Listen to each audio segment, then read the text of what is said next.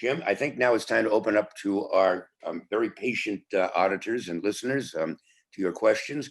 So we don't have a raise hand thing at the bottom, I see, but we do have a chat. So why don't we just say you put your name in the David, chat? I have a question. David, may I ask a question?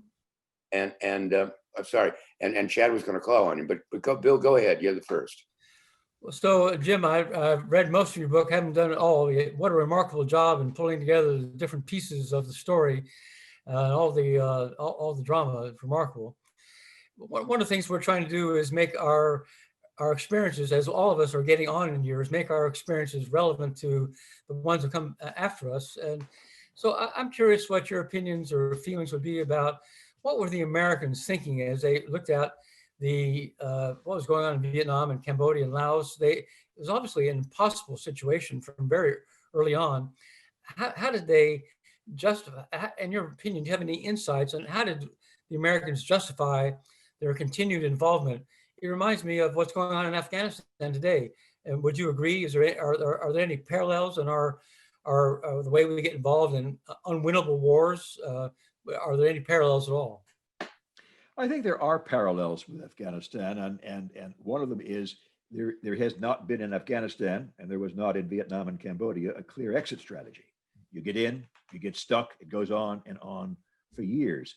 The tragedy of Cambodia, of course, was that Cambodia was an expendable, and Willie Shawcross wrote a book with this title, an expendable sideshow to the Vietnam War. And there was very little thought as to the end game, what was going to come out of this Cambodian invasion, which began in 1970.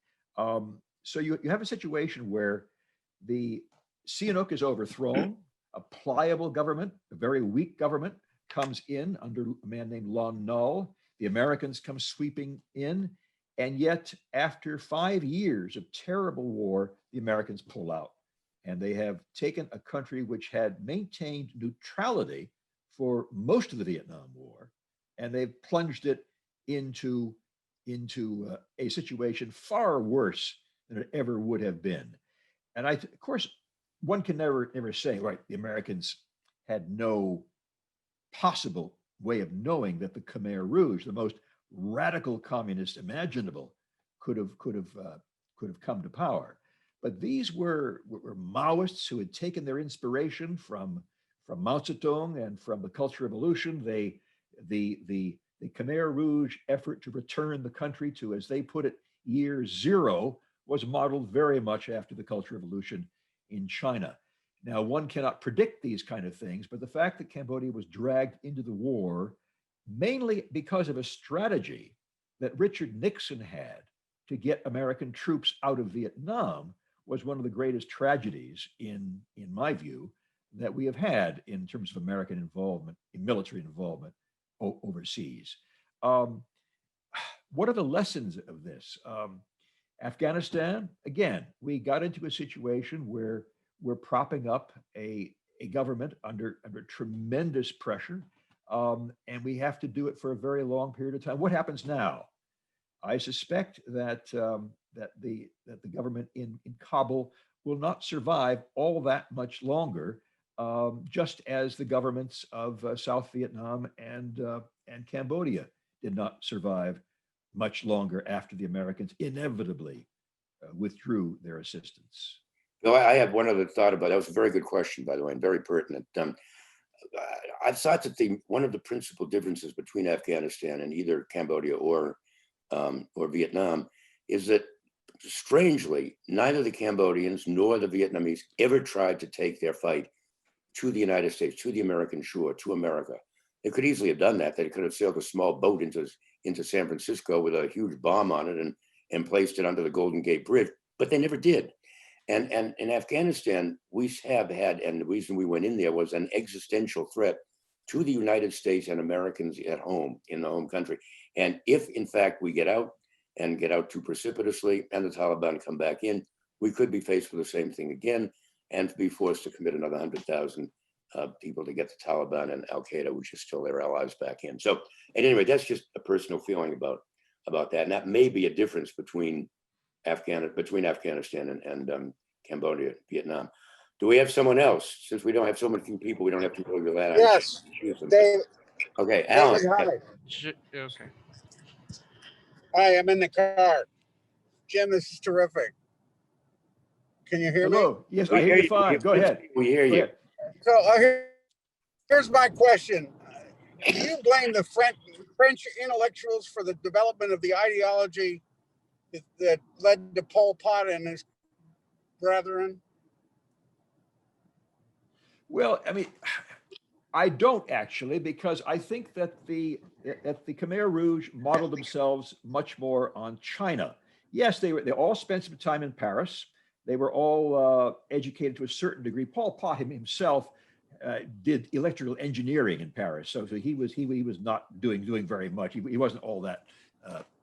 The ideological person, the most educated person, was the only one that's still alive, Q Sampan. He was actually a Marxist specialist in the Marxist economy and agricultural issues. So he was perhaps the only person among the Khmer Rouge that had, shall we say, some intellectual chops.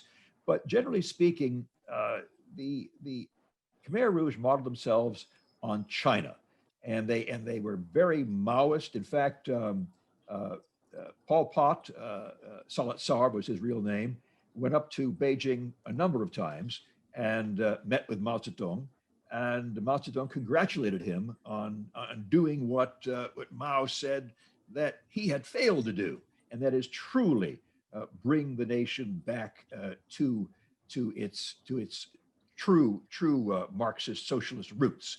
So I don't see France playing all that great, except it is interesting. All the top leadership did have some education in France. In fact, many of them were very embittered by their experience in France and came back very, very disgruntled.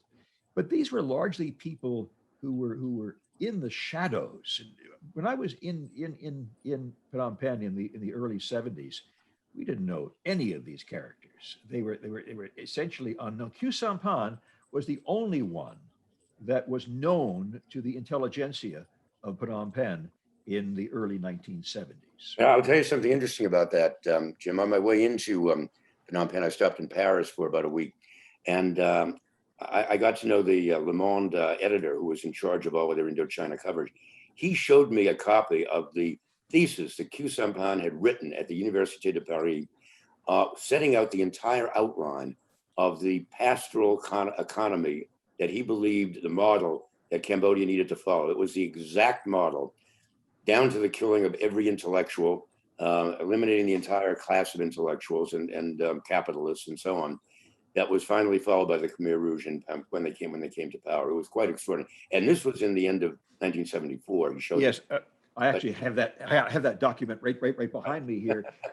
It doesn't specifically call for the killing of people, Right, well. but it does outline a extreme agrarian socialist policy, and he was, if you will, the prime ideologue of the Khmer Rouge government.